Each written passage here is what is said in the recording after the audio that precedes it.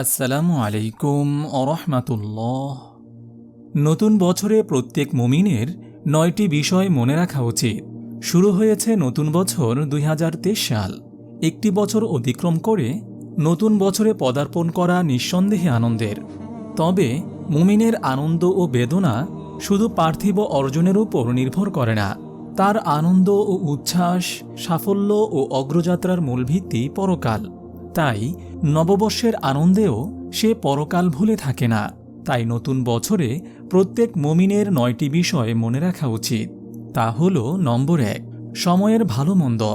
বছরান্তে মানুষ যখন নতুন বছরে পদার্পণ করে তখন বিগত বছরের প্রতি অনুযোগ করে বলে, অন্ধকার সময় কাটিয়ে নতুন বছর আপনার জীবনকে সাফল্যমণ্ডিত করুক। প্রকৃতপক্ষে সময়ের কি ক্ষমতা আছে মানব জীবনের দুঃখ কষ্ট দূর করার? সুসময় ও মন্দ সময় তো মানুষেরই কর্মফল মাত্র। তাই ইসলাম সময়কে গালমন্দ করতে নিষেধ করেছে। হাদিসে কুদসিতে এসেছে, আল্লাহ তাআলা বলেন, বনি আদম আমাকে কষ্ট দেয়, সে যুগকে গালি দেয়, অথচ আমি যুগ, রাত ও দিন পরিবর্তন করি। সহিহ বুখারী, হাদিস নম্বর ৭৪৯১। নম্বর ২, কৃতজ্ঞতা সময়ের মালিকের প্রতি। নতুন বছরে পদার্পণ করার সুযোগ দিয়ে মহান আল্লাহ তাআলা আমাদের প্রতি অনুগ্রহ করেছেন যেন আমরা বিগত দিনের পাপ পঙ্কিলতা থেকে মুক্ত হয়ে তার আনুগত্যে জীবনযাপন করতে পারি। এই অবকাশটুকু দেওয়ার জন্য মহান স্রষ্টার প্রতি আমাদের কৃতজ্ঞতা থাকা আবশ্যক। আল্লাহ তাআলা বলেন, তোমরা কৃতজ্ঞ হলে তোমাদের অবশ্যই বাড়িয়ে দেব, আর অকৃতজ্ঞ হলে অবশ্যই আমার শাস্তি হবে কঠোর। সূরা ইব্রাহিম আয়াত ৭।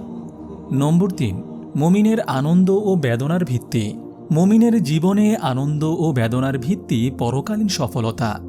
যদি বিগত বছরে মুমিনের পরকালের পাথেয় যথাযথভাবে অর্জন করতে পারে তবে সে আনন্দিত হবে এবং আল্লাহর কৃতজ্ঞতা আদায় করবে। আর যদি সময়টুকু আল্লাহর অবাধ্যতায় কেটে যায় তবে সে অনুতপ্ত ও ব্যথিত হবে। আল্লাহ তাআলা বলেন, জীবন মাত্রই মৃত্যুর স্বাদ গ্রহণ করবে। কিয়ামতের দিন তোমাদেরকে তোমাদের কর্মফল পূর্ণমাত্রায় দেওয়া হবে। যাকে আগুন থেকে দূরে রাখা হবে এবং জান্নাতে প্রবেশ করানো হবে সেই সফল। আর পার্থিব জীবন ছলনাময় ভোগ্য ছাড়া কিছু নয়। সূরা আলী ইমরান আয়াত ১৮৫। নম্বর ৪, নিঃশেষ হচ্ছে জীবন।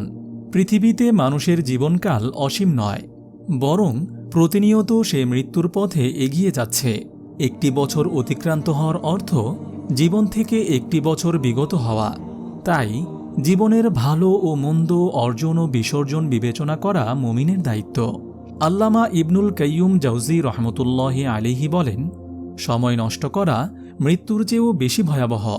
কেননা সময়ের অবচয় তোমাকে আল্লাহ পরকাল ও জান্নাত থেকে বিচ্ছিন্ন করে, আর মৃত্যু তোমাকে কেবল পৃথিবী ও তার অধিবাসী থেকে বিচ্ছিন্ন করবে। পৃথিবীতে সবচেয়ে লাভজনক ব্যবসা হল সেই কাজে লিপ্ত থাকা যা অধিক উত্তম ও পরকালে বেশি উপকারী। নম্বর ৫, মুছে যাক পাপের ছায়া। পাপ মুমিনের জীবনের ক্ষতস্বরূপ। ক্ষত নিয়ে মানুষ যেমন স্থির থাকতে পারে না, মুমিন তেমন পাপ থেকে তওবা না করে স্থির থাকতে পারে না। তাই নববর্ষে মুমিনের প্রতিজ্ঞা হয় পাপমুক্ত জীবন। আল্লাহ তাআলা বলেন, কিন্তু যারা তওবা করে, নিজেদের সংশোধন করে, আল্লাহকে দৃঢ়ভাবে অবলম্বন করে এবং আল্লাহর উদ্দেশ্যে তাদের দিনে একনিষ্ঠ থাকে, তারা মুমিনদের সঙ্গে থাকবে এবং মুমিনদের আল্লাহ তাআলা অবশ্যই মহা পুরস্কার দেবেন। সূরা নিসা আয়াত ১৪৬। নম্বর ৬, আগামীর দিনগুলো হোক আরও সুন্দর। মুমিন মাত্রই আত্মোন্নয়নে দৃঢ়প্রতিজ্ঞ।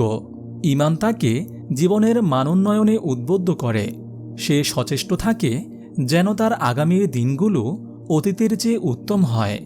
আব্দুল্লাহ ইবনে ওমর রাদিয়াল্লাহু তাআলা আনহু বলতেন, যখন সন্ধ্যায় উপনীত হবে তখন সকালের জন্য অপেক্ষা করো না, আর যখন তোমার সকাল হয় তখন সন্ধ্যার জন্য অপেক্ষা করো না। অসুস্থ হওয়ার আগে তোমার সুস্থতাকে আর তোমার মৃত্যুর জন্য জীবনকে কাজে লাগাও। সহিহ বুখারী, হাদিস নম্বর ৬৪১৬। নম্বর ৭, স্থির হোক জীবনের লক্ষ্য। মুমিনের জীবন অর্থহীন নয়, তার জীবনের প্রতিটি মুহূর্ত মূল্যবান। সুতরাং মুমিন লক্ষ্য স্থির করে অগ্রসর হয়।